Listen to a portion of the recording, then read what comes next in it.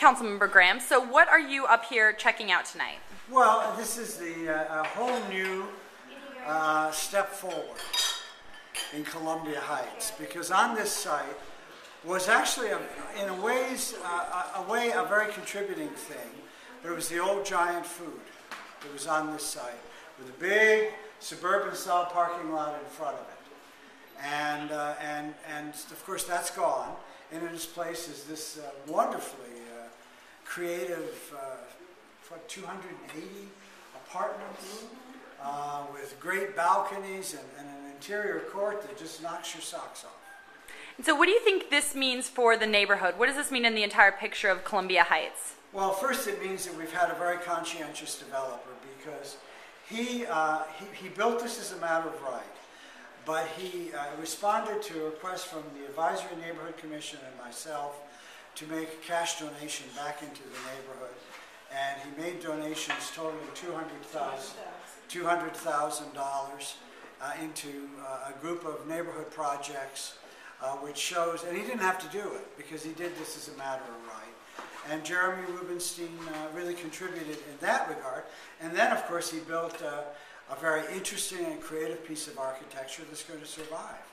So do you want to live here after seeing it? I would like to live here, sure I would. You don't think there'd be too many parties? I mean, there was a party room downstairs. Well, are the parties confined to the party room, or are they everywhere?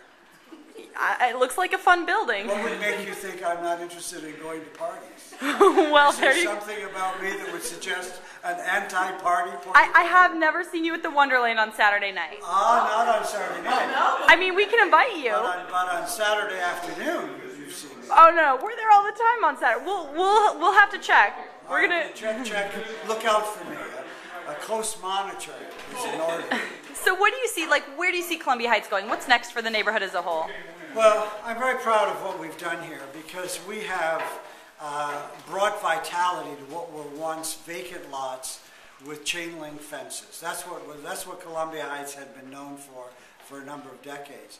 But at the same time as we've brought in that vitality, Target and apartments and restaurants and all sorts of interesting things to do, subway functioning, we have also preserved the low-income housing, the whole length of 14th Street. And so we've held on to all of the good things in the neighborhood and supplemented it with wonderful new things. And I think that's a success story, because this neighborhood could have easily been the subject of like a clearance, you know, and the whole thing would have been condo, building after building after building. But if you go and look at the major buildings, the multifamily buildings, from multi-unit buildings from U Street to Spring Road, one after another, those low-income buildings have not only been preserved, but they've been rehabilitated. We built a low-income, senior, affordable apartment building right on top of a subway entrance. And if that doesn't tell you where a neighborhood's principles are, I don't know what would. Anything else? Well, I'm very happy to be here. This is a joyous night. I congratulate Jeremy Rubenstein, and I congratulate Dottie Love Wade, who is the chairman of the AMC. She's now, of course, our distinguished school board member representing Ward 1. And so it was a great partnership all around. I would just like to say two words, which is a few words, which is just how wonderful it has been working with the council member and with Dottie Wade and with Calvin Woodland, whose single member district this is in.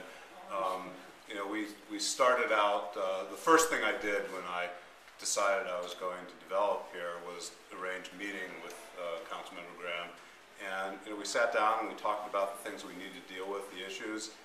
He made it clear that you know, there's certain things I needed to make sure I took into consideration and that I had to be considered and deal with the community. He gave me a lot of good advice, and he's been a tremendous asset, because you know, when you are willing to listen and to work together with the community really can work with you well, and we've just had tremendous luck and good fortune with that. And I thank them all. Thank you. That's